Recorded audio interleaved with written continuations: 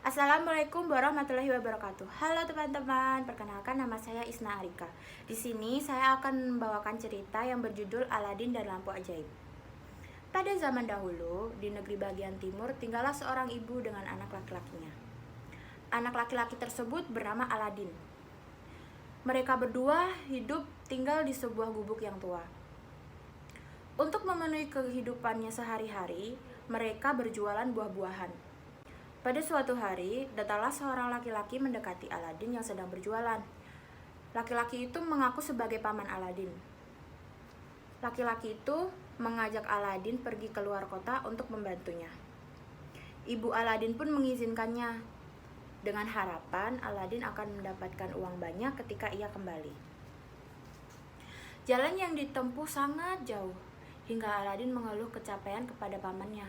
Tetapi ia justru dibentak dan disuruh untuk mencari kayu bakar. Kalau tidak mau, Aladin akan dibunuh oleh pamannya.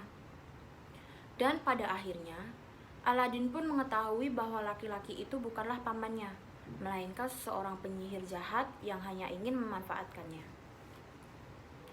Setelah Aladin membawa beberapa kayu bakar dan diberikan kepada penyihir itu kemudian menyalakan api dengan kayu bakar dan mulai mengucapkan mantra.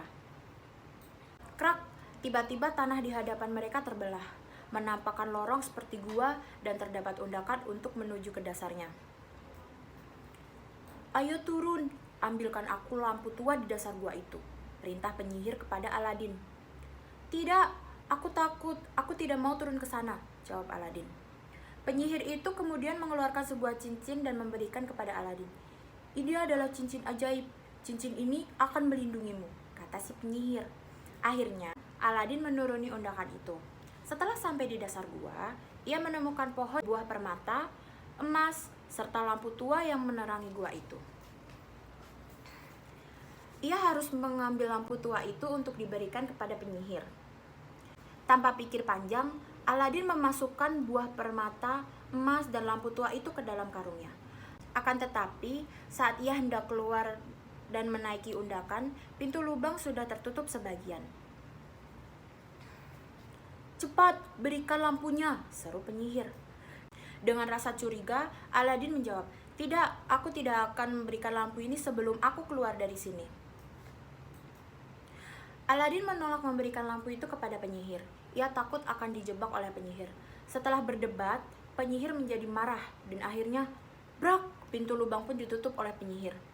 Penyihir itu meninggalkan Aladin terkurung sendiri di dalam ruangan bawah tanah. Aladin bingung. Ia sangat sedih dan duduk termenung. Aku lapar, aku ingin bertemu ibu. Tuhan, tolong aku, ucap Aladin. Aladin merapatkan kedua tangannya dan tanpa sadar jari-jarinya mengusap pinggiran lampu. Tiba-tiba sekelilingnya menjadi merah, asap pun membumbung tinggi. Bersamaan dengan itu, muncullah jin raksasa dari dalam lampu tua itu. Maafkan saya Tuan, karena telah mengagetkan Tuan. Saya adalah jin lampu ajaib, kata jin raksasa itu.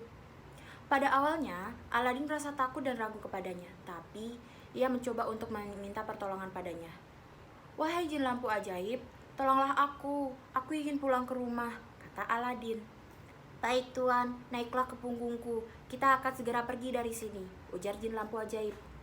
Tanpa pikir panjang, Aladin naik ke punggung jin lampu ajaib dengan membawa karung emas dan permata.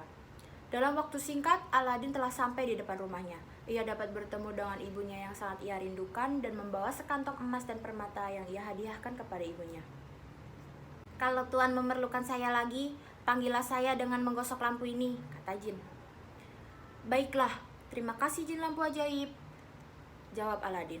Kemudian jin lampu ajaib kembali masuk ke dalam lampu tua. Sejak saat itu, hidup Aladin dan ibunya semakin membaik. Mereka tidak lagi miskin, tidak pernah kekurangan makanan. Aladin pun bisa mencari pekerjaan yang lebih baik dengan bantuan jin lampu ajaib.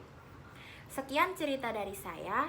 Wassalamualaikum warahmatullahi wabarakatuh. Bye-bye.